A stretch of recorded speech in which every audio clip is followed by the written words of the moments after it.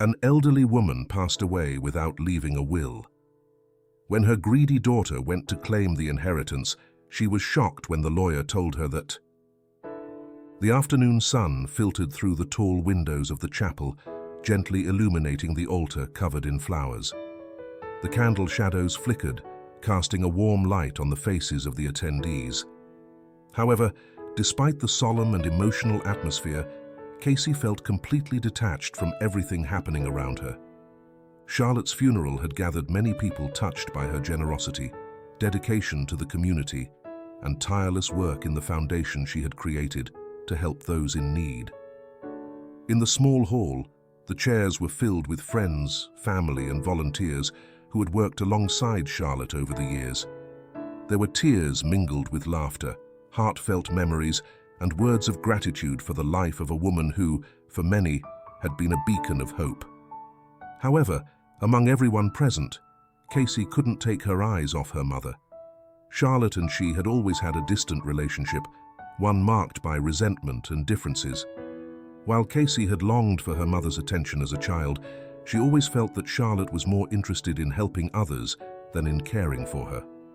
Charlotte's distant gaze, always absorbed in projects, meetings, and visits to the most underprivileged communities, had deeply marked her.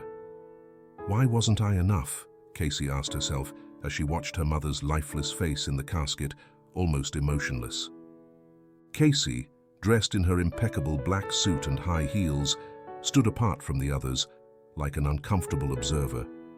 Her phone vibrated, and she quickly pulled it out of her purse to check a message. The board meeting she had to attend later that afternoon was more important than this funeral. In her world, emotions and family relationships had always been subordinate to business and money. A group of neighbors who had worked with Charlotte's foundation approached to offer condolences, but she merely nodded, unable to hold a conversation. She was more interested in making it all end quickly. In her mind, her mother's death was just a temporary obstacle before what really mattered: the inheritance. After so many years of emotional distance, Casey felt that the fortune her mother had accumulated was hers by right. "What else could my mother leave me but the inheritance?" she repeated to herself. The relationship between them had started deteriorating years ago. Charlotte, always committed to the foundation, never had time for the daughter she had raised. For Casey, it felt as if her mother had created an emotional void, a void she had tried to fill with her own professional success. Casey had grown up feeling abandoned, as if the needs of others were more important than hers. Her resentment had built up over the years, and with Charlotte's death, that resentment transformed into anxious expectation. Now, all that was left was the inheritance, the reward for the years of sacrifice Charlotte had made. When the funeral ended, Casey stood up and walked quickly toward the exit, exchanging only a few superficial words with those offering condolences. She wasn't interested in the ceremony. She didn't care about the grief of others. All she could think about was how she would receive the inheritance she felt was rightfully hers. Family, friends, and members of Charlotte's foundation silently made their way to the deceased's house, where the family lawyer, the meticulous and composed Mr. George, had called a meeting for the reading of the will. Casey, who had already anticipated this moment, arrived with a slight smile, as if she were the only one who understood that what was about to happen was simply a formality. Everything was clear in her mind. What Charlotte had built was now hers, and nothing or no one could take it from her. But the atmosphere in the room was tense, filled with a silent unease that crept into every corner of the house. The reading of the will would mark the end of an era for Charlotte and the beginning of a new one for those left behind. Casey, however, didn't feel any nostalgia. She was ready to claim what she felt was hers. The sadness, pain, and tears of others didn't affect her. She couldn't understand how anyone could cry for someone who, in her opinion, had never put her first. She sat in one of the chairs at the back of the room, crossing her legs elegantly, yet with an air of barely concealed superiority. She was hardly thinking about her mother anymore, but rather about the future she could soon secure. All she thought about were the debts she had to settle, the trips she could take, and the new opportunities that would open up for her. Charlotte had never been a mother to her, and now the only thing left was the inheritance. The afternoon slowly faded as Casey impatiently waited in her mother's house. She had avoided making eye contact with the attendees at the funeral and had quickly left the chapel to head to the meeting called by the lawyer. The echoes of voices and the murmurs of conversation couldn't distract her. The room where everyone would gather was full, and she knew it, but it didn't matter. The only reason she was there was one: the inheritance. The place was a modest house, one Casey had visited little in recent years. The property, simple and functional, contrasted with the large mansions she usually frequented. Charlotte had always preferred simplicity and practicality over luxury, something that had always irritated Casey, who never understood why her mother had chosen to live so austerely when she could have had much more. But that was all in the past. Now, the only thing left was the promise of an inheritance. Casey settled into one of the leather armchairs, ignoring the presence of the others in the room. They were representatives of the foundation, a couple of familiar faces that held no interest for her. Some whispered among themselves, while others reviewed documents. Casey couldn't care less what they said. Her mind was entirely focused on the figure of the lawyer, Mr. George, who hadn't yet started reading the will. A feeling of anxiety built up in her chest. How big was the fortune? How much money had her mother accumulated over her life? The sound of the door opening pulled her from her reverie. George entered with his usual demeanor, dressed in an impeccable dark suit, carrying an old leather folder that seemed to have been in his possession for years. He was a meticulous man, serious and respectful, but he had never been close to Casey. He knew what lay behind the family, and although he never openly expressed it, he didn't like the distant relationship Casey had had with her mother. Still, his job was clear: read the will and distribute what was due, regardless of the emotions surrounding the people involved. Casey watched as he approached the central table, and her heart began to beat faster. This moment, long awaited, was finally about to arrive. The lawyer sat down, opened the folder, and began to read quietly, making the atmosphere even tenser. I, Charlotte Smith, in full use of my mental faculties, declare that, in the event of my death, all my properties, assets, money, and holdings will be dedicated to the foundation I created, and will be managed to continue the work I have devoted to the well-being of my community for many years. Casey felt her stomach turn. The foundation? Everything? It couldn't be. Continuing to listen to what George was reading felt like a slap in the face. She had expected money, properties, maybe something that would help her get out of her problems. But her mother had left everything to the foundation, to that place Casey had always seen as an obstacle in her life. The disdain for everything Charlotte had built surged powerfully within her. George continued reading without pausing, as if the gravity of the words didn't affect him. To my daughter, Casey Smith, will be assigned only a percentage of the inheritance on the condition that she agrees to work at the foundation for 6 consecutive months. During this time, she must actively participate in the activities and fully understand the purpose and value of the work done there. Only after fulfilling this requirement will she receive the remainder of what is owed to her. The room fell into absolute silence. All eyes turned to Casey, who remained standing, her jaw tense and her fists clenched. The air in the room felt thick, as if the shock and disbelief were suspended in the atmosphere. The foundation members exchanged surprised glances. Caroline, the director of the organization, couldn't help but show a restrained expression of relief when she heard George's words.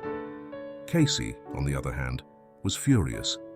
She had spent years believing that her mother would finally leave her everything, as a form of compensation for the pain she had caused.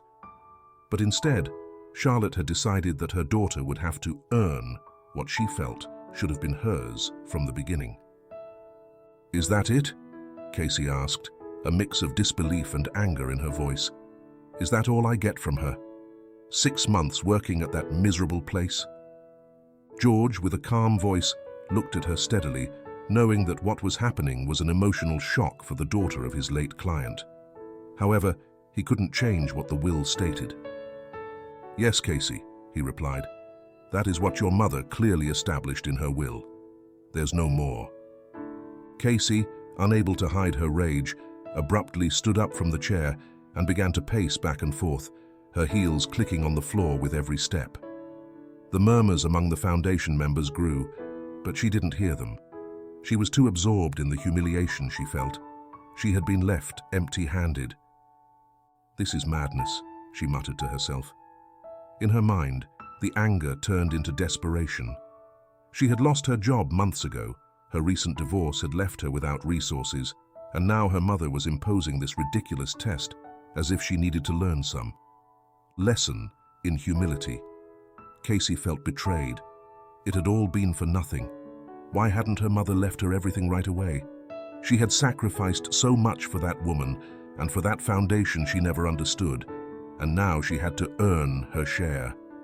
But even as rage consumed her, Casey knew she had no choice. She couldn't reject the inheritance. She couldn't give up what she believed was her right. Her debts and her shattered life depended on that fortune. With clenched teeth, she took a deep breath and turned toward George. "I'll do it," she said, her voice firm but filled with bitterness. "I'll do whatever it takes to get what's mine. I'll do those 6 months at the foundation. But believe me, I won't stay one day longer than necessary." George didn't reply. He knew there was little to be done against Casey's determination. She left Charlotte's house that afternoon, walking briskly toward her car, her heart filled with rage and a calculating mind already plotting how she could handle this test to obtain what she felt was her right. She knew 6 months would be nothing. She just had to go through the motions, meet the requirements, and then she could forget about the foundation forever. But something inside her, though she couldn't yet recognize it, was beginning to feel uneasy. How easy would it really be to leave behind this legacy of sacrifice and love that her mother had created? The foundation's building was a red brick structure, old but well-maintained. Located in a humble part of the city, it didn't stand out compared to the elegant streets Casey usually walked through. The facade lacked any ostentatious decorations or elements that might reflect power or wealth, something that, for some reason, deeply bothered Casey. As she approached, she could feel her bad mood rising. There was something uncomfortable about being there, in this place that, to her, represented everything she had despised throughout her life. Despite her mother's death, she still struggled to process that this foundation, this place that had consumed so much of Charlotte's life, had been more important than her own daughter. What purpose had all of this served if, in the end, it didn't leave her anything? Was this what her mother wanted? For her to become part of this community she always talked about? Casey gritted her teeth as she walked through the foundation's door, a modest 3-story building, its walls covered with black and white photographs of Charlotte, smiling and surrounded by people who clearly adored her. What once seemed like an insignificant institution now felt like a heavy burden. Inside, the air was filled with the scent of homemade food, and in the distance, she could hear the laughter of children playing in an inner courtyard. Casey furrowed her brow. What was this? The walls, though decorated with good intentions, showed signs of wear. Did all this really have to do with her mother? Beside her, Caroline, the director of the foundation, greeted her with a warm smile, but her eyes, though kind, reflected a certain distrust. She knew who Casey was and understood why she was there. She had heard rumors about the tense relationship between mother and daughter. Caroline found it hard to understand how someone who had lived in the shadow of Charlotte's sacrifices could show so little interest in the work that had been the center of her mother's life. "Welcome, Casey," Caroline said in a soft tone, not hiding the caution in her voice. "I know this is probably a place that seems different from what you're used to, but here, we all work together to make this a better place for those who need it the most."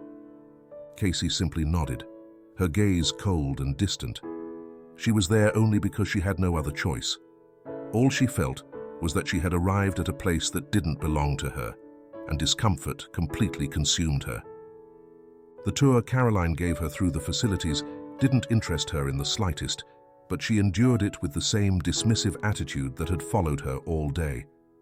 The foundation had a community dining room with long wooden tables where lunches and dinners were served to people from the community, many of whom were families with young children who had nowhere else to go. In the back, a small activity room was filled with children, while some volunteers organized games and educational tasks. Casey observed all of them with a certain disdain. To her, it all seemed like a refuge for the less fortunate, a place where people came to receive what they couldn't get on their own. To those children, to those adults, to those volunteers, it must have seemed wonderful, but she didn't understand the need to keep all of this going. Charlotte could have been a powerful, wealthy, and respected woman, if only she had thought of herself instead of giving everything to others. Finally, Caroline led her to the main office, which was filled with papers, ongoing projects, and press clippings highlighting the stories of the Foundation's beneficiaries. The office was disorganized, but there was something in that chaos that seemed to make sense. "This is where decisions are made," Caroline said, pointing to a chair in front of the desk. "I want you to feel part of the team, even if it's just for these 6 months. We'd like you to collaborate on the ongoing projects, but also to understand the true spirit of what we do here." Casey glanced at the papers on the desk with indifference. What did it matter? She just wanted to get out of there as soon as possible. However, seeing the expression on Caroline's face, which seemed like someone welcoming a new family member, Casey felt a slight pressure in her chest. That look of hope and trust wasn't something she could easily ignore. Leaving the office, Casey ran into one of the volunteers, a young man who seemed unaware of Charlotte's daughter's presence.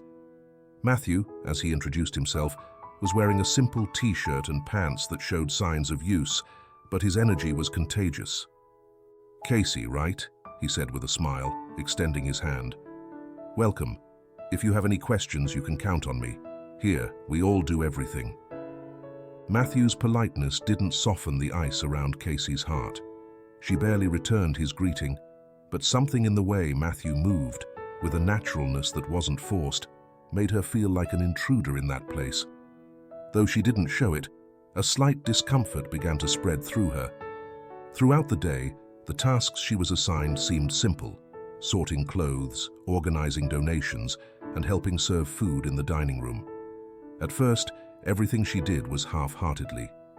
Every step, every task, seemed like just a formality, a necessary evil. However, something in the air of the Foundation began to unsettle her. The smiles of the children, the words of thanks from the beneficiaries, and above all, the warmth radiating from people like Caroline and Matthew, made her feel strange. As the day went on, the energy of the Foundation seemed to contrast sharply with the coldness of the life Casey had known. What surprised her most, though she didn't want to admit it, was the sincerity in the looks of the people. It seemed that, for the first time, the emotions she perceived around her weren't laden with expectations or superficiality. They were genuine, coming from people who, despite their hardships, devoted themselves to the well-being of others. Even with that sense of confusion, Casey didn't allow herself to let her guard down. She thought about how she could get through the 6 months quickly and efficiently without getting too involved. She just had to fulfill the task, and then she'd be free. But something inside her was beginning to question that certainty, though she didn't want to accept that there might be more to this place than she had anticipated. At the end of the day, Caroline said goodbye to her with a calm smile, as if she hadn't noticed the emotional barrier Casey had erected since her arrival. "See you tomorrow," Caroline said, not pushing, but with the confidence of someone who knew that time would eventually do its work. Casey looked back, watching the Foundation's building as she walked away. Her footsteps echoed in the empty streets, but this time, something inside her seemed to ask whether she was walking toward a future as clear and secure as she had thought. Maybe the 6 months wouldn't be as easy as she had imagined. The second day at the Foundation began just like the first. A grey morning, the cold city air seeping through the cracks in the windows, and the obligation of going to a place she didn't want to be. It still bothered her to be there, but she knew she had no other choice. Her mother's will made that clear. So, as every morning, Casey put on her dark wool coat, adjusted her heels, and headed to the foundation, with her mind focused on the routine, more than the environment surrounding her. In the dining room, the tables were already set to receive those arriving. Casey, as always, started sorting the donations with disdain, not looking around her. She did it purely out of obligation, as if her presence were more of a burden than an act of kindness. However, something started to change in her as she observed the people passing by, each with their own story. And although Casey wouldn't admit it, each face seemed to tell a unique narrative. A group of children entered the dining room, laughing among themselves, full of energy that seemed to spill over with every step.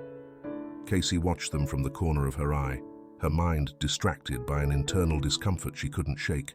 But then, one of the children, a small boy with curly hair and big eyes, shyly approached her. "Can you help me with this?" the boy asked, holding a bag with a pack of cookies in his hands. He seemed embarrassed, but Casey, despite not liking to show too much closeness, automatically took the bag from him. "Sure," she replied, though without much enthusiasm, opening the bag so the boy could take a cookie. However, what happened next surprised her. The boy didn't hurry to eat. Instead, with a curious look, he offered the cookie he had taken to her. "It's for you," he said softly, as if he were doing something important. "You'll like it. My mom always tells me we should share." Casey stared at him in silence. The innocence and generosity of the boy left her momentarily speechless. Something in his sincere gaze made her, for a brief moment, stop seeing the dining room as just a place of charity and start noticing the invisible bonds that existed between the people there. Maybe it wasn't all just about giving. Maybe there was something more. As the boy walked away, Casey felt a strange mix of discomfort and reflection. Why had her mother dedicated her life to this kind of thing? Everything Charlotte had done seemed aimed at creating this kind of human connection, and Casey, who had always considered all of this a distraction, couldn't help but wonder if she had been wrong. But still, she refused to delve deeper into that thought. It wouldn't be so easy to change her perspective. Throughout the day, she continued with her usual tasks, serving food, sorting clothes, organizing the small storage room where donations were kept. But something was beginning to shift, though she didn't fully recognize it. The stories of the people who came to the foundation were starting to touch something within her. In the afternoon, Caroline approached Casey while she was organizing some bundles of clothes. "Casey, would you like to help welcome the new volunteers arriving tomorrow? I think it would be a good way to start learning more about what we do here." Casey looked at Caroline with some distrust, as if expecting some sort of trap. But then, in an act of patience, she nodded. "Fine," she said, without much enthusiasm, but with a visible willingness to do what was asked of her. That afternoon, as she walked back to her apartment, Caroline's words kept turning over in her head. Learn more about what they do here. Did she really have to get more involved? The temptation to leave the foundation after 6 months was still there, but something inside her told her that something was starting to move. The next day, Casey began to learn more about the volunteers and the people who worked there. As she did, her attitude began to change. Though her heart was still hesitant, she noticed the stories unfolding around her. It was in one of those stories that Casey began to see a glimpse of something she never would have imagined. During lunch, one of the beneficiaries approached Caroline to thank her for the help she had received. She was a woman in her 30s, thin, with a face marked by time and hardship. Her name was Jenna. Jenna had joined the foundation seeking refuge, fleeing an abusive situation at home. But contrary to what Casey expected, she didn't speak of her pain with resentment or bitterness. Jenna had found in the foundation a way out, a new opportunity, and she was deeply grateful. When Casey heard her share her story with Caroline and other volunteers, she felt a lump form in her throat.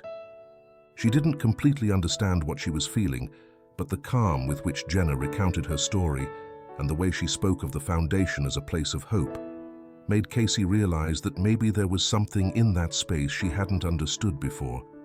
How could her mother have created a refuge for people like Jenna? What kind of strength did it take to dedicate oneself to those sacrifices every day? The next day, Casey met Jenna again, who was working in the dining room helping the children. Without thinking, Casey approached her and asked if she wanted to talk a bit more about her story. Jenna, somewhat surprised but grateful, agreed. As they walked through the foundation's hallways, Jenna explained how the organization had given her the opportunity to study, find work, and recover emotionally. Through her story, Casey began to see the foundation in a different light. It was no longer just a shelter for the homeless, but a place for personal transformation. What had her mother done to change so many lives? That afternoon, as she headed home, something inside Casey had changed.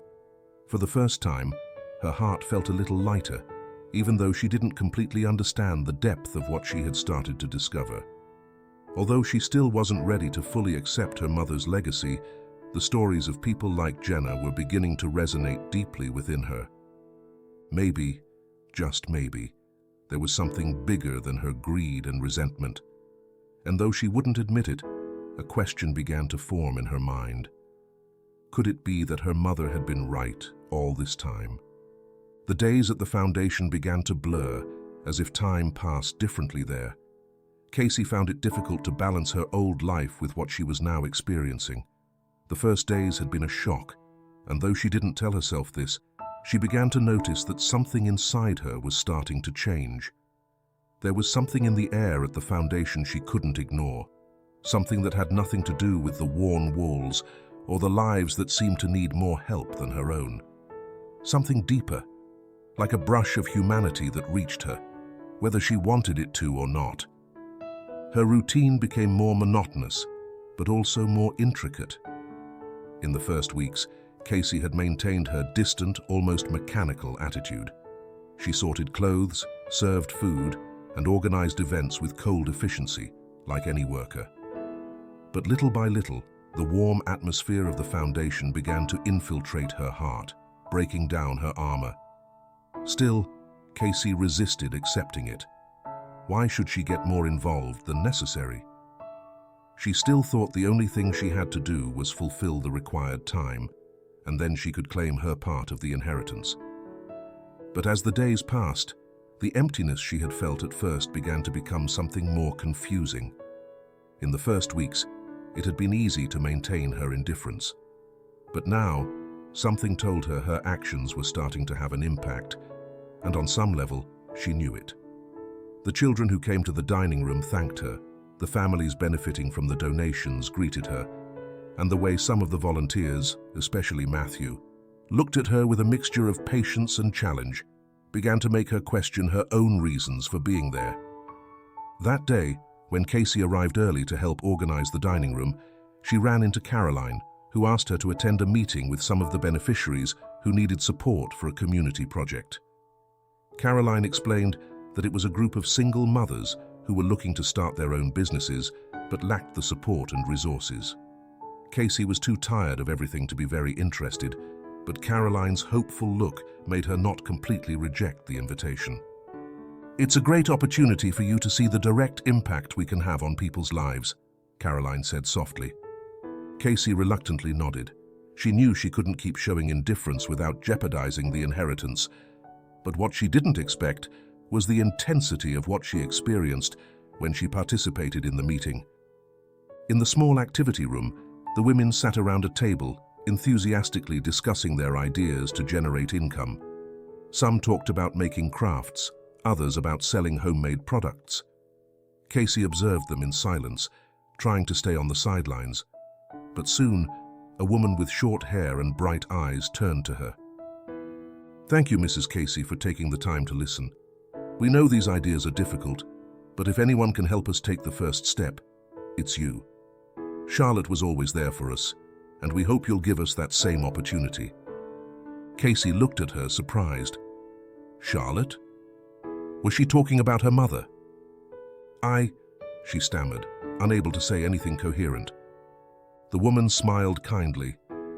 We know you don't know us well, but we trusted your mother, and now we ask the same of you. Help us bring our ideas to life. If she believed in us, we trust you will too. The woman's words hit Casey like a soft but deep blow. She felt trapped between the hopeful gazes of the women and the emotional barrier she had built around herself. How had she gotten involved in all of this? Why did it have to be her to help? Wasn't it enough that she was just there, fulfilling her mother's will? The meeting continued, but Casey barely paid attention to what was being discussed. In her mind, the woman's words kept resonating. Something had shifted inside her, but she didn't know how to process it. Why did these people believe in her, when she couldn't even believe in herself? The rest of the afternoon passed with more or less routine tasks. But by the end of the day, when Casey was in her office, sorting papers to organize the donation records, something pricked her heart. She was exhausted, yes, but she was also questioning something deeper, something she had never dared to explore. Her mother's legacy. Casey had spent her entire life feeling that her mother had failed her, that she had always been too busy with others to pay attention to her. However, in those days at the foundation, with each conversation, each shared story, she began to wonder if it had been she who had failed. Had she been unfair to Charlotte? The following weeks became a real internal battle for Casey. During the day, she carried out her work mechanically, but the nights were different. That mix of frustration and guilt haunted her thoughts, reminding her of the words of the women who had trusted her, reminding her of the dedication her mother had put into the foundation and the lives of so many people. Casey could no longer simply ignore it. Something inside her was opening, though she couldn't admit it yet. A decisive moment occurred when, walking down the foundation's hallway, she saw Matthew talking with a group of volunteers. The conversation seemed light, but when Matthew saw her, he stopped and looked at her with a gaze that left no room for doubt. He knew what Casey was thinking. Somehow, he had seen through her facade. "Are you going to keep doing this?" Matthew asked her directly, with a tone Casey couldn't ignore. "Doing what?" she responded, trying to maintain her usual coldness. "Staying here just to fulfill the 6 months," Matthew said bluntly. "Because whether you admit it or not, you know deep down this is more than just an obligation." Casey looked at him, surprised by the way Matthew saw her. No one had spoken to her so directly in years. "I don't know what you're talking about," she replied, though the insecurity she felt in saying those words was evident. Matthew looked at her for a few seconds, his gaze soft yet firm. "It's fine, Casey. No one is forcing you to be here. But if you ever decide to look beyond what you're doing, you'll see that there's something much bigger here. Charlotte knew it. She made it clear to you. And you know it too." Casey didn't respond. She remained silent, watching Matthew as he walked away. But her mind started to make noise. The impact of his words cut deep. Matthew wasn't wrong. There was something in what she was doing that she couldn't just overlook. That night, as she prepared for bed, Casey lay on her back, staring at the ceiling. The internal battle raged on in her mind, like a war she couldn't win. She wanted to give up. She wanted to leave it all behind, but something inside her knew she couldn't. What would she do now? The struggle to find her way had only just begun. Days later, it was a grey afternoon, like many others, when Casey entered the small storage room at the foundation to organize the items that had just arrived. A pile of unopened boxes full of clothes, books, and various utensils covered the floor, most of them destined for those in need. As she separated the items to classify them, something caught her attention. An old and worn box in the corner of the highest shelf, partially covered by stacks of other things. Driven by a mix of curiosity and boredom, Casey took the box down and began to open it with some indifference. Inside, she found a collection of yellowed papers, old photographs, and at the bottom, a small hardcover notebook. It wasn't a typical diary. It had a sober appearance, with perfectly neat handwriting and an aesthetic that suggested a life full of carefully written memories. She held the notebook for a moment before opening it, still unsure of what she would find on its pages. She decided to sit at one of the nearby tables and, with a sigh, began to read. Her mother's words, written in a reflective and direct tone, surprised her. What had Charlotte been thinking when she wrote these words? Why had she never spoken to Casey about them? The first pages of the diary recounted memories from Charlotte's childhood, family, and the relationships she had had with her friends and colleagues over the years. But as Casey read on, the entries became more personal and profound. Her mother had written much more than Casey had imagined. Charlotte didn't just document daily tasks. She also recorded her thoughts about the decisions she had made, the doubts she had experienced, and above all, the widening gap between them, mother and daughter. In one passage, Charlotte described how, despite everything she had done for the foundation and the community, she felt a constant anguish over the lack of connection with Casey. What did I do wrong? Why do I feel so distant from my daughter when my heart belongs to her? I want her to know how much I love her, but she has always rejected me. Every time I try to get closer, it feels like I push her further away.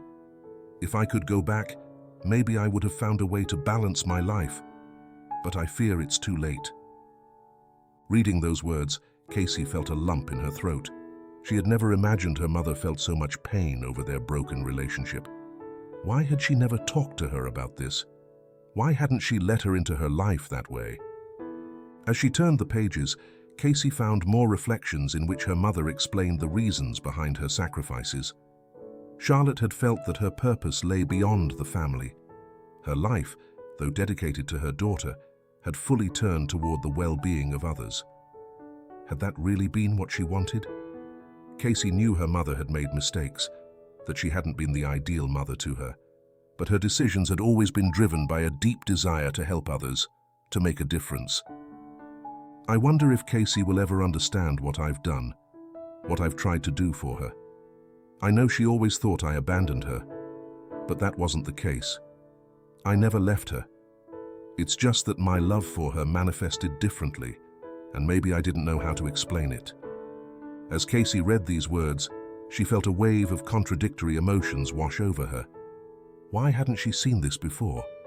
Why had she been so blinded by her own pain, by her own frustration, that she couldn't see what her mother was trying to do? Charlotte spoke about the sacrifices she had made over the years, from donating properties to putting her money and time into the foundation, leaving behind a comfortable life to pursue a greater purpose. Casey had judged her mother for not giving her the life she wanted, but she had never stopped to think that Charlotte had chosen a different kind of life. A life that, although difficult for Casey to understand, held immense value for others. It was on the last page of the diary where Charlotte left a final entry that for Casey felt almost like a sentence. If I ever leave, I want Casey to understand that I haven't stopped thinking about her for a single day. If I leave her the inheritance of the foundation, it's not to punish her, but so that somehow she can understand what it means to help others. I love her more than words can express, and although I never became the mother she expected, I hope one day she finds her own purpose. Life is not measured by what we accumulate, but by what we give. I hope she discovers this. Casey closed the notebook with trembling hands, her mind filled with confusion and sadness.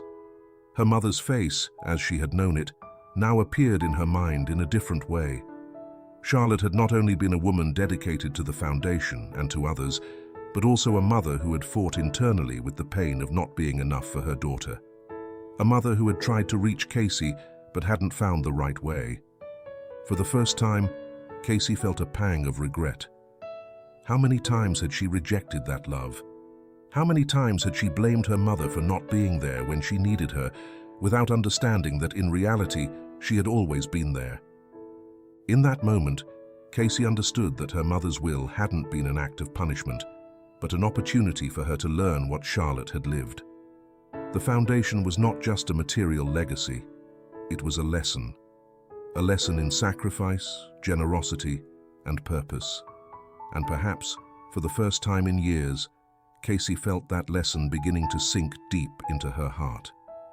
With Charlotte's notebook in her hands, Casey gazed out the window at the horizon. She knew she still didn't completely understand what her mother had left behind, but something inside her was beginning to change. She could no longer ignore what Charlotte had done for her and for others. But most importantly, for the first time, she began to wonder if she could ever be like her one day. The sun shone weakly the next morning, filtering through the foundation's windows, as if it too wanted to shed light on the thoughts Casey had trapped in her mind. The discovery of Charlotte's diary had not only left her with a sense of melancholy and guilt, but also with a growing curiosity. The more she read about her mother's sacrifices, the more she understood the emotions she had hidden, the more questions arose. What had motivated Charlotte to live the way she did? It was that day, as she searched through the Foundation's papers, that she found something that left her completely bewildered. While cleaning one of the files Charlotte had organized in a drawer full of old documents, Casey came across a photograph that had slipped between the pages. It was a black and white image, somewhat blurry due to the passage of time, but what caught her attention wasn't just the quality of the photo. In it, Charlotte was surrounded by several people, smiling with the warmth that only she seemed to have. But what truly confused Casey was the presence of a woman she didn't recognize. The woman, with a sincere smile, was standing next to Charlotte. She had long dark hair, fair skin, and a deep gaze, as if she were hiding untold stories. It was a simple image, but that woman seemed familiar, yet completely foreign. Casey looked at the photo more closely. Who was this woman? Casey's curiosity sparked. She quickly stood up from her chair, walking towards Caroline's office with a determined look on her face. "Caroline," she said, a mix of determination and confusion in her voice as she entered without waiting for a response. "Who is this woman?" She showed Caroline the photograph. Caroline looked at it and then, almost unconsciously, lowered her gaze. "It's Victoria," Caroline replied, her voice filled with a seriousness Casey hadn't expected. Caroline's surprise upon seeing the photo didn't go unnoticed. "Victoria," Casey repeated, searching for more information. Her mind started to stir with questions. Why have I never heard about her? What happened to her? Caroline, visibly uncomfortable, seemed to hesitate before speaking. She looked Casey in the eye, as if deciding how much truth to reveal. "Victoria was a very close friend of your mother, many years before you were born. They both shared a passion for helping others. But..." Caroline paused, as if searching for the right words. "Later, for reasons that only Charlotte could have fully explained, Victoria distanced herself from the Foundation and from your mother.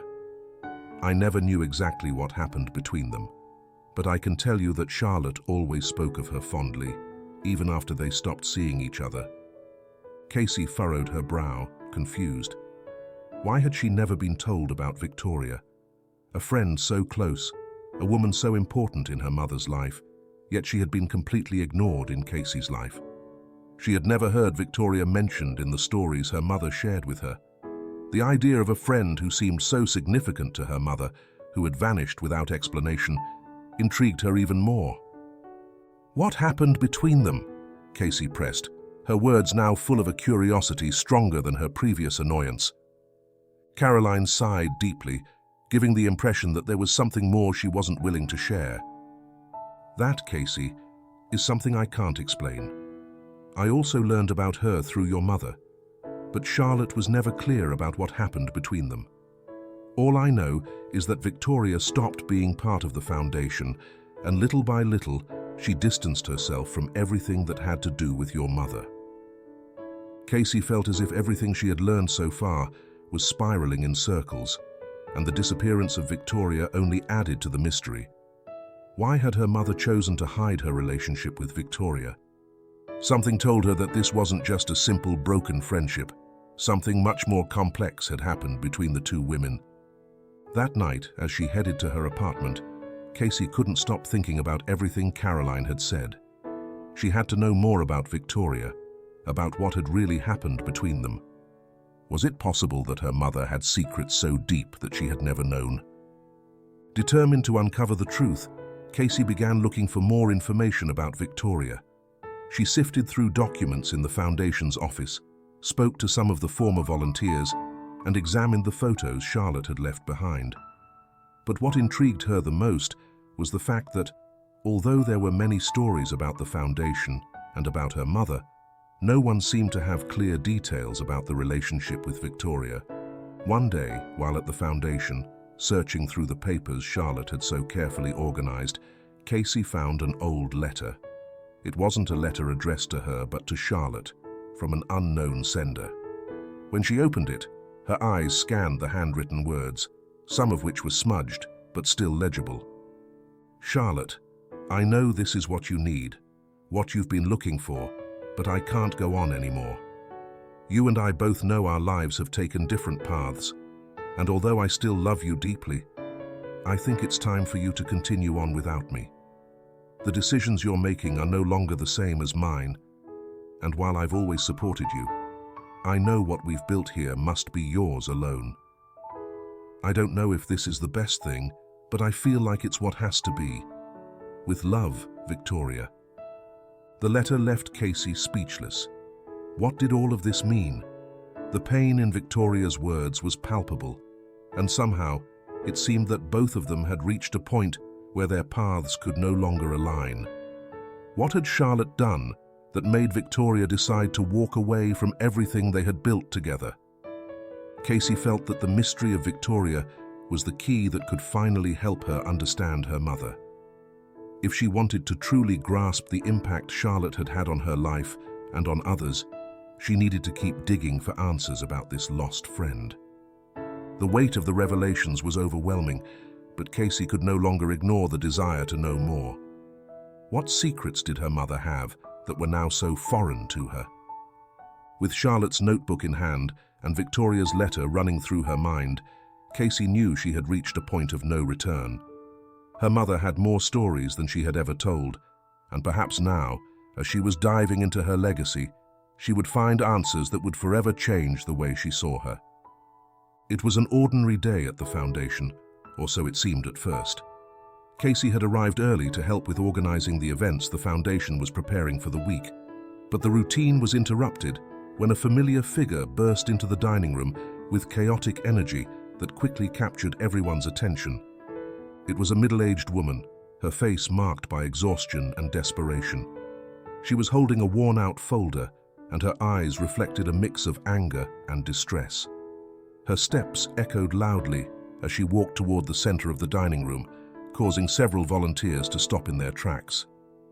"Charlotte promised me help, and she didn't deliver," the woman shouted, causing everyone present to turn toward her.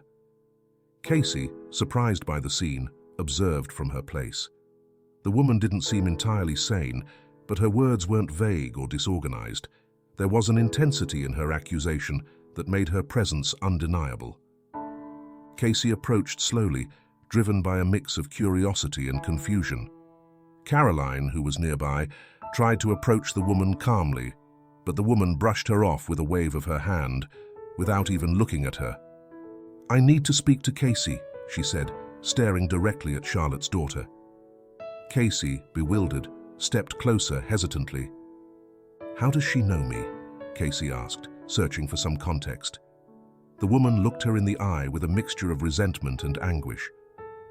"I know who you are," she responded, her voice trembling with indignation. "You're the daughter of that woman, the one who talks so much about helping others. But where is that help? Charlotte promised me she would help with a loan to save my business, and now she's gone, and neither you nor anyone else helped me or my family. You left us ruined." Casey looked at her in silence, processing the words she had just heard. The woman, who identified herself as Harper, began to detail her story. She had come to the Foundation years ago, seeking support for her small textile business, which was on the verge of going bankrupt due to a lack of resources. According to her account, Charlotte had spoken with her privately, promising financial help not only to save her business, but also to help her support her family. However, when the financial crisis hit the Foundation, Charlotte was unable to keep her promise.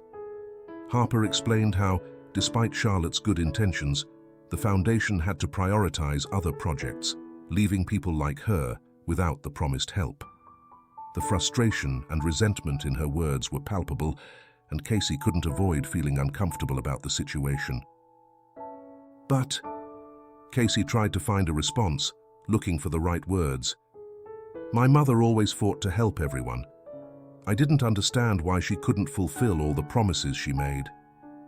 Harper fixed her gaze on her, her face hardened by indignation. "You don't understand, do you?" she said, her tone sharp. "Promises are useless if they're not kept. Your mother had big dreams, but in the process, she forgot the people who really needed help. I'm not the only one, Casey. There are many more stories like mine. Women, families who came here with hope and left empty-handed." The silence that followed was heavy, and Casey began to feel pressure in her chest. How could her mother have let this happen?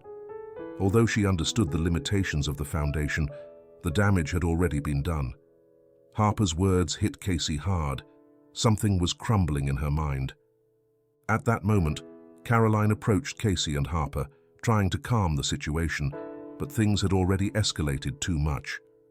Caroline tried to explain the difficult financial reality of the foundation, how the promises of help had been thwarted by a lack of resources. However, Harper wasn't willing to listen to excuses. With a dismissive gesture, she turned and stormed out of the dining room with the same defiant energy with which she had arrived. Casey stood there, her head full of questions and an uncomfortable sensation she had never experienced before. Had her mother failed? Had she been so blind in trying to help everyone that she couldn't see what was really happening with those she had promised support?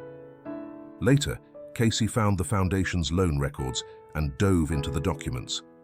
At first, she thought it was simply an administrative oversight, but as she read on, she discovered that Charlotte had tried to do too much.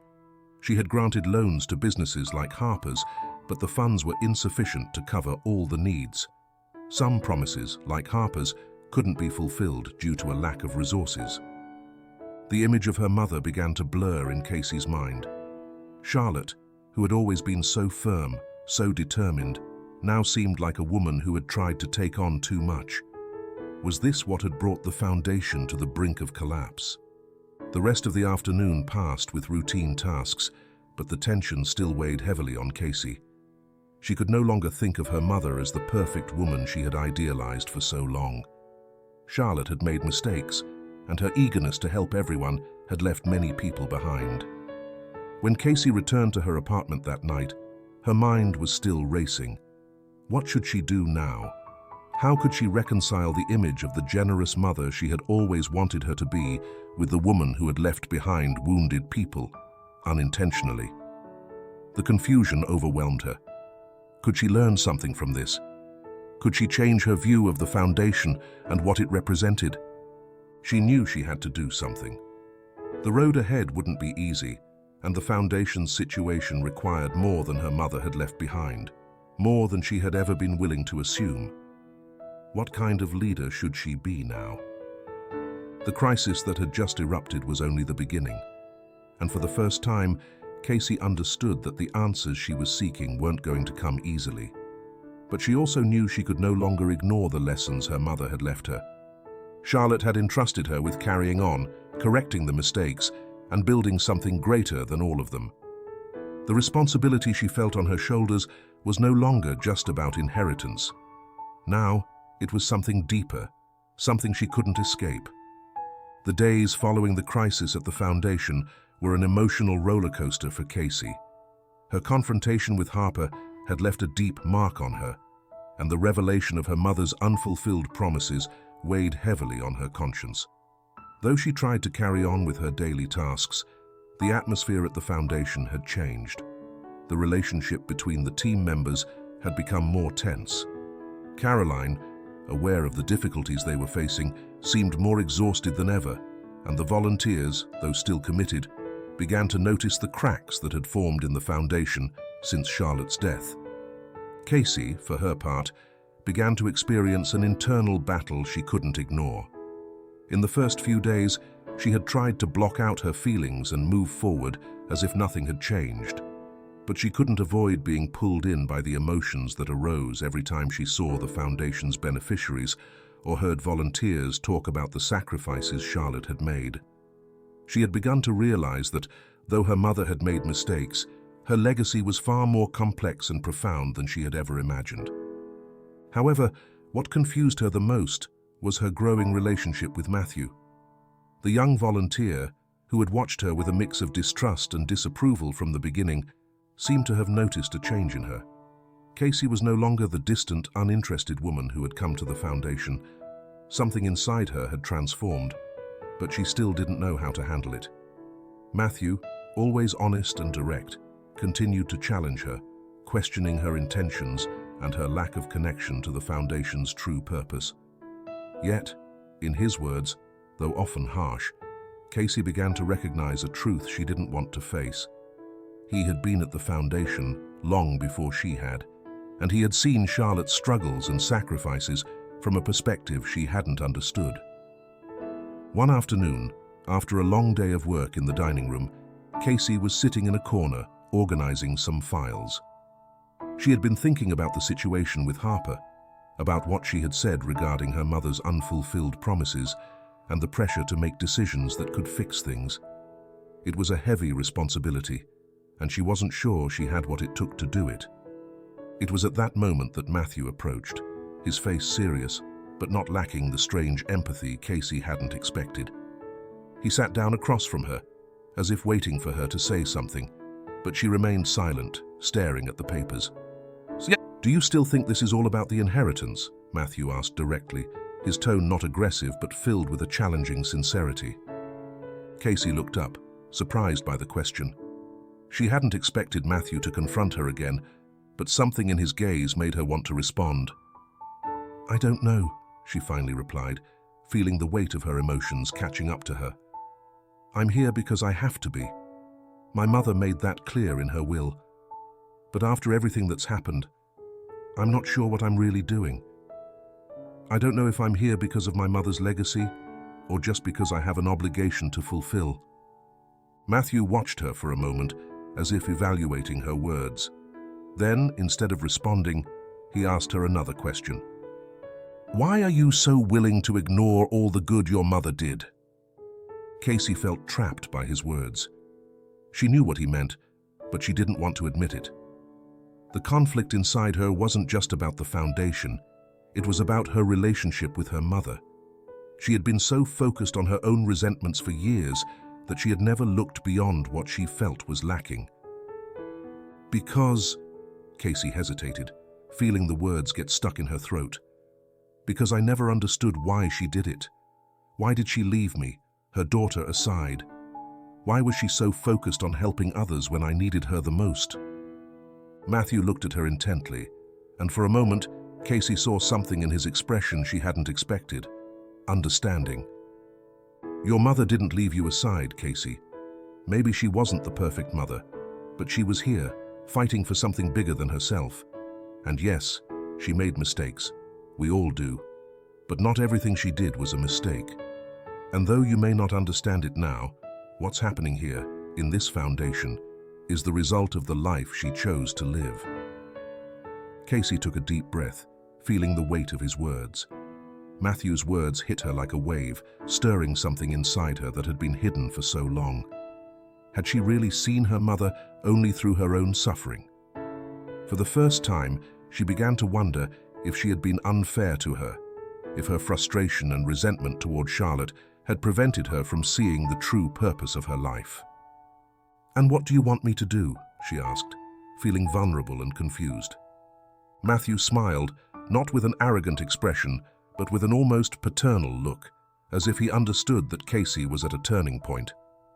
"I just want you to see this for what it really is," he said, gesturing toward the dining room, the children playing, the families arriving. "This isn't just about money or properties. It's about what your mother left behind and what you can do with it now."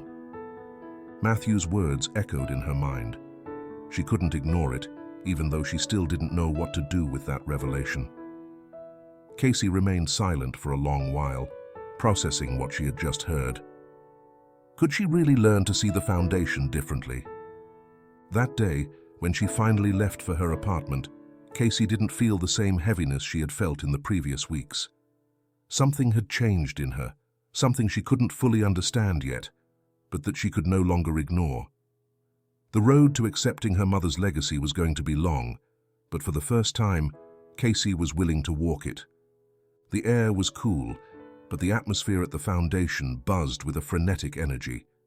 Casey had made the decision to organize a charity event in her mother's honor, an event that would not only raise funds, but also mark her commitment to the vision Charlotte had left behind. Since she had begun to understand more about her mother's work and what the foundation truly represented, Casey had felt a growing pressure. She had to do something worthy of her mother's legacy, but also, more deeply, she had to find a way to show her mother, in her memory, that she now understood. Caroline had been by Casey's side throughout the process, guiding her every step of the way, making sure everything was properly organized.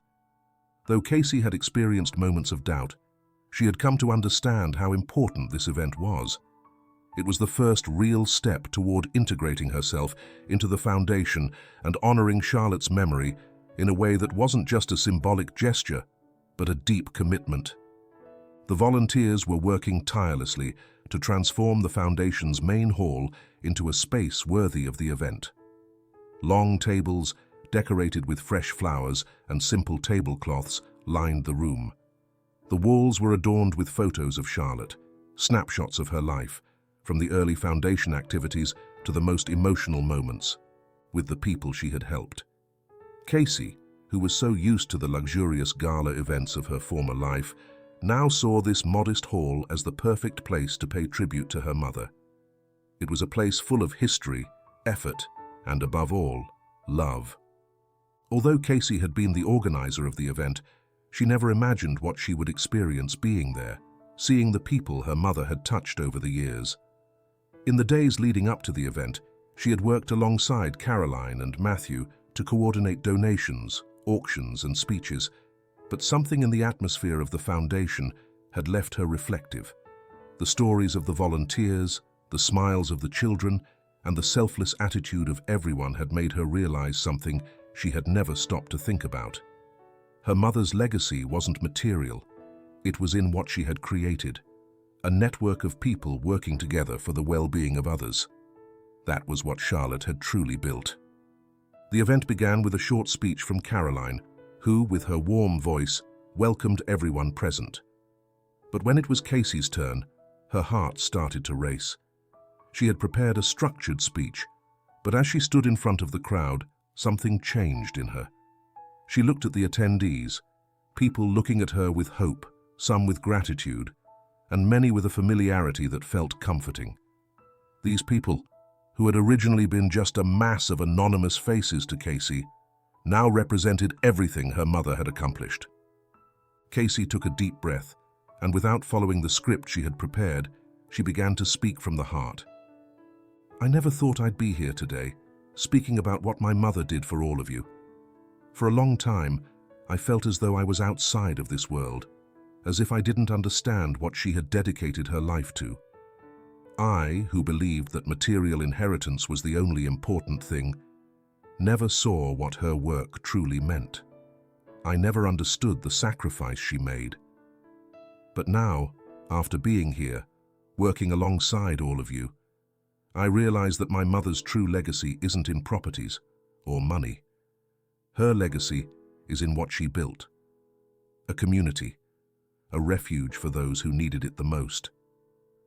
Casey paused, looking around at Caroline smiling with approval, the children at their tables playing and chatting with each other, the families beginning to eat and enjoy the atmosphere. "Today, we're here to raise funds, yes, but we're also here to remember what my mother stood for, not just generosity, but the ability to change lives. I didn't understand it before, but now I know my place is here, with all of you. And although I know this won't be easy, that I don't have all the answers, I know I must move forward, learn from the mistakes, and above all, learn to give. Because that's what she did every day of her life. She taught me that true wealth is in what we leave in others." Casey's words floated in the air, filled with sincerity. The audience began to applaud softly, and Caroline, with a proud smile, walked over to give her a handshake, almost as a symbol of acceptance. Looking at Caroline's face, Casey understood that this moment wasn't just a change in her life, it was also a turning point for the foundation. It wasn't just about her finding her way. Now, everyone in the foundation could see a future where Charlotte's work continued, strengthened by Casey's willingness to lead with purpose. The event continued with auctions and presentations, but Casey was no longer so concerned with the details. The money raised was important, of course, but what really touched her was seeing how the stories of life intertwined in that small space. People shared anecdotes about how the foundation had helped them, how Charlotte's generosity had given them purpose.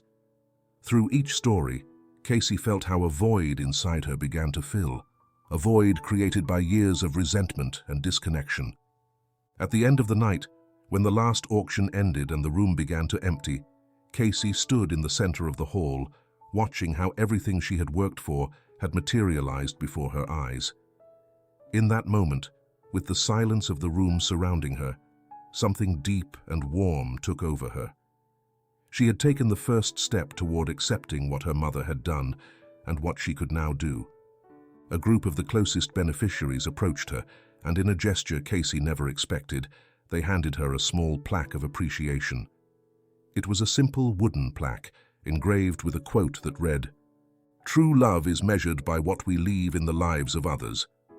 Caroline looked at her with a gentle smile. Charlotte always believed that small gestures were what made the difference. "This is just the beginning, Casey. You're starting to understand." Casey looked at the plaque in her hands, feeling a mix of gratitude and relief. In that moment, she understood that this event hadn't only been a success for the foundation, but it had also been a personal milestone in her life. She was no longer the distant daughter who only thought about money or resentment. Now she was committed to something bigger than herself. The gala ended, and although the night faded, Casey knew the future ahead of her would be more challenging than any event she had organized before. But it no longer scared her. She now understood that, on this journey, the real purpose was to give, not just receive. After months of hard work, personal rediscovery, and internal conflict, the moment had finally arrived. Casey found herself once again in the old meeting room of the foundation, the place where it all had started. This had been the space where her mother had left clear instructions about the foundation, and also the place where Casey had made many of the decisions that would shape her life. However, now the circumstances were different. Now she was the one facing a will that not only changed her economic future, but completely transformed the way she viewed her life and her legacy. The lawyer, Mr. George, who had already accompanied her through difficult times, was sitting across from her with a seriousness that didn't go unnoticed. There was no longer any doubt about what she had to do, not even in her mind.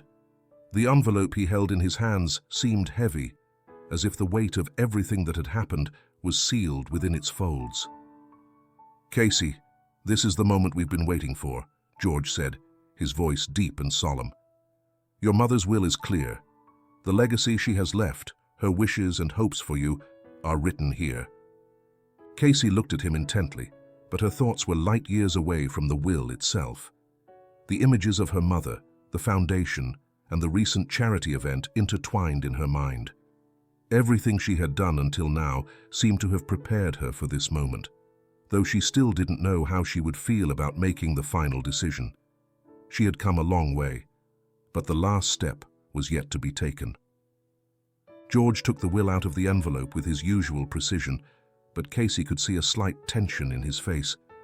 He knew this wasn't an ordinary moment. He carefully opened the paper and began reading the words, which seemed to float in front of her eyes.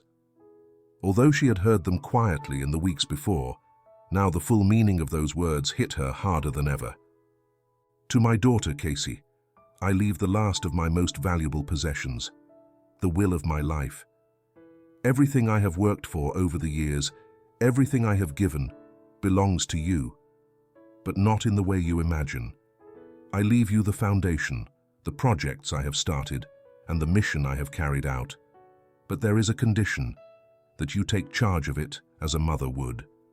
I do not leave you money, nor properties. I leave you what is most valuable to me, my legacy, and I ask that you continue with it, that you take it seriously, that you work with the same sacrifices I have made and see the true wealth in helping others. If you decide to take this path, you will receive what is owed to you from the inheritance, but only if you understand what this means. If you don't, if you abandon this mission, then it will be all you will receive from me. Charlotte's words pierced Casey. It was a final test, something she had never imagined. There was no money, no material assets in her mother's will, only the legacy of sacrifice and the mission she had left behind. The feeling of being unable to fill those shoes overwhelmed her, but there was also something inside her that told her this was the real legacy her mother had wanted. Charlotte had left her everything to teach her a lesson, so that she could finally see what she had wanted to teach her all along. The true purpose of life is not in what we own, but in what we give to others. Casey closed her eyes, took a deep breath, and lifted her gaze.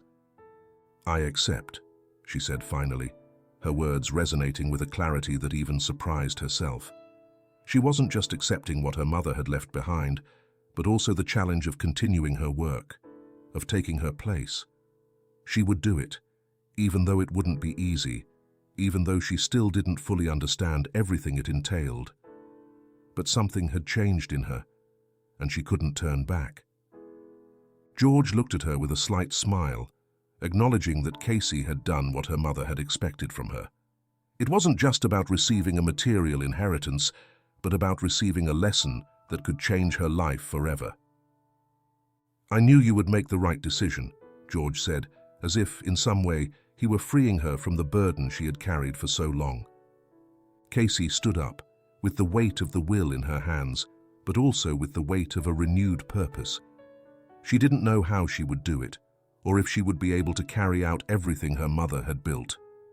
But now she knew she had to try, not just for herself, but for all those who depended on the foundation, for all the people Charlotte had touched in her life.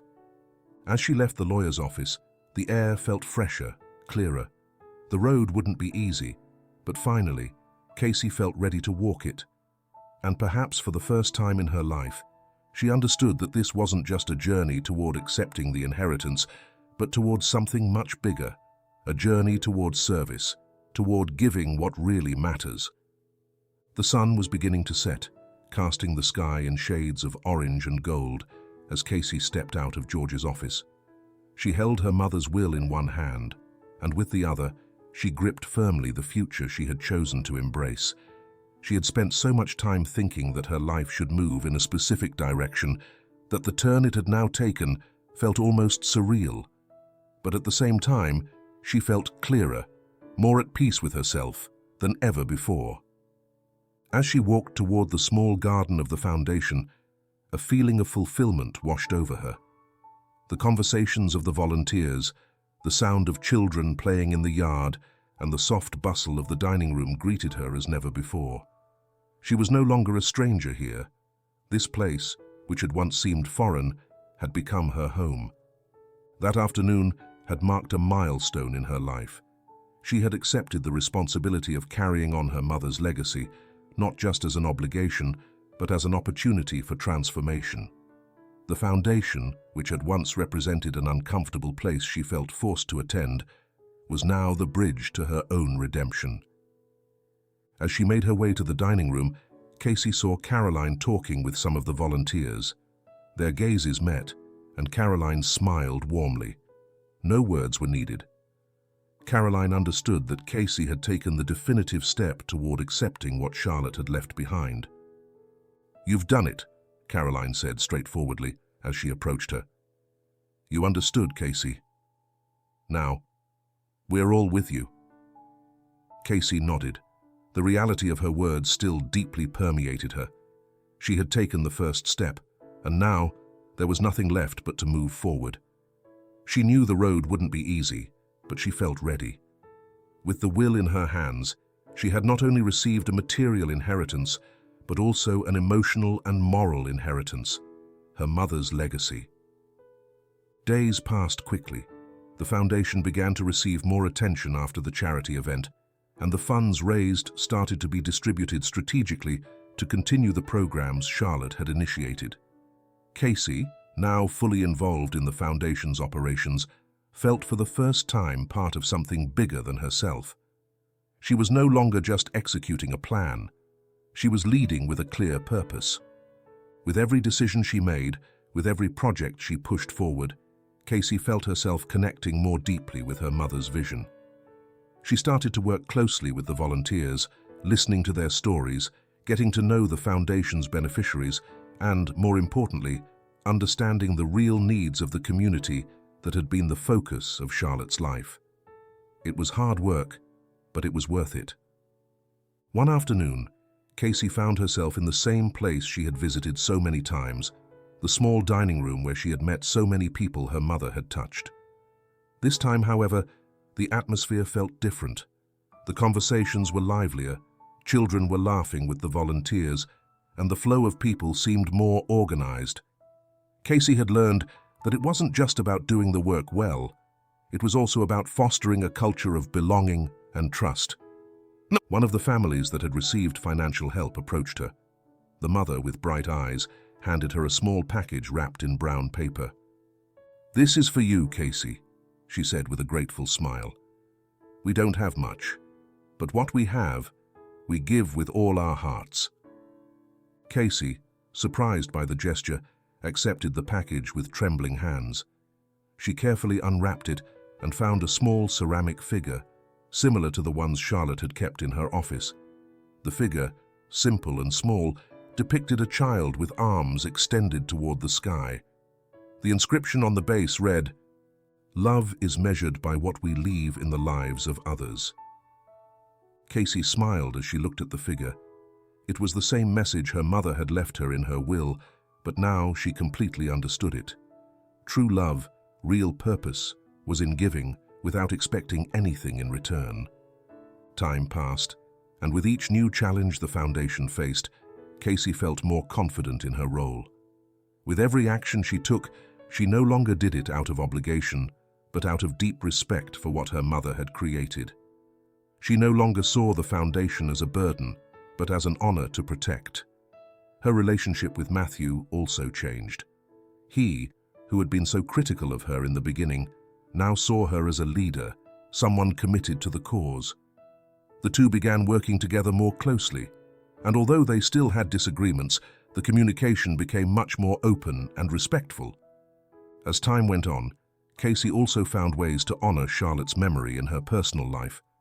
She began getting involved in initiatives outside of the foundation, collaborating with other organizations, and using the foundation's resources to expand its reach. She hadn't just inherited a workplace, but a life mission. Finally, one day, while walking through the foundation's garden, looking at the tree that had been planted in memory of Charlotte, Casey felt a deep peace. She had come a long way, from indifference to full commitment. Charlotte, although no longer present, lived in every corner of that foundation, in every person she had touched, in every smile she saw. She looked toward the horizon, feeling that the future was still uncertain, but with a certainty she had never had before. She was ready to face whatever came next, because now she understood what truly mattered in life. And so, while the tree continued to grow in the garden, so did Charlotte's legacy, and with it, Casey's. Sometimes, the greatest legacy is not measured in material wealth or in the mark we leave on the world through what we accumulate. The true legacy is built in the daily actions, in the silent dedication, in the selfless love we give to others without expecting anything in return. It is in the small gestures, in the invisible sacrifices, where we truly leave our mark. Charlotte understood this before anyone. Her life, though marked by challenges and sacrifices, was imbued with infinite generosity, with a love for others that transcended all difficulties. And through her will, she left not just a foundation, but a deep lesson. That true wealth is not found in what we possess, but in what we are capable of giving. Casey, once lost in her own pain and pride, witnessed this transformative legacy. The moment she accepted her place in the foundation, she not only accepted a material inheritance, but also a mission that gave her a new purpose. In the end, it wasn't the money that changed her life, but the understanding that love, when shared, has the power to heal and transform. The story of Charlotte and Casey is that of a mother who fought to build a better world and a daughter who, after years of disconnection, found the courage to understand that world. It is the story of how, sometimes, the journey to true purpose is neither direct nor easy, but when we arrive at it, we understand that, in the end, all that really matters is what we leave in the lives of others. Because, in the end, true love is measured by what we give, not by what we take. Thank you for joining us in this story. If you enjoyed it, don't forget to like, subscribe, and activate the bell for more content. See you in the next video. Until then.